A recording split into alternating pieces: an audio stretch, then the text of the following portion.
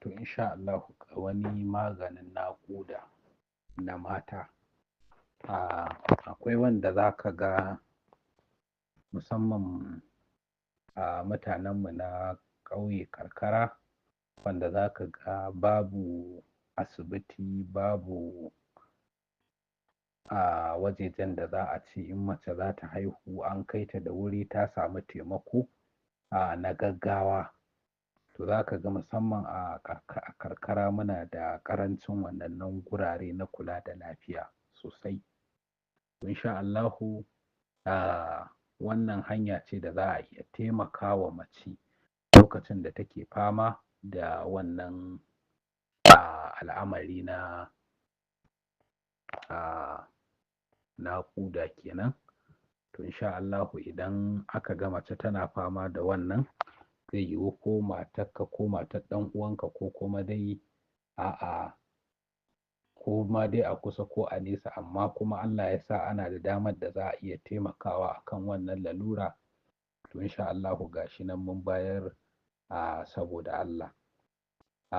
Idan ya zamana mace tana cikin wannan yanayin, to a gaggauce za a zo a samu allo a rubuta wannan ayar summa sabila yassara.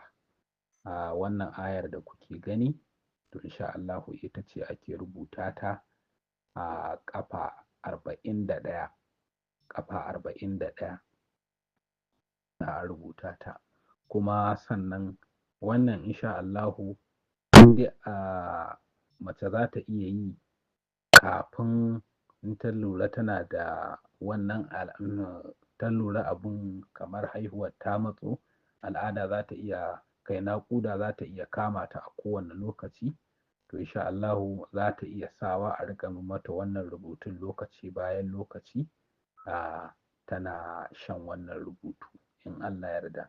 In dai ya kasance aka rubuta wa mace a lokacin da take naƙuda, to in Allah ya yarda da rubutun da komai insha Allahu da shanta da komai ba za a ɗauki lokaci ba in Allah ya yarda za ta haihu cikin lokaci kuma da ƙoshin lafiya. Lallai a daure a riƙe wannan sirri, kuma duk lokacin da aka buƙaci aka ga ana da buƙatar taimako a yi ƙoƙari a aikata shi wannan insha Allah.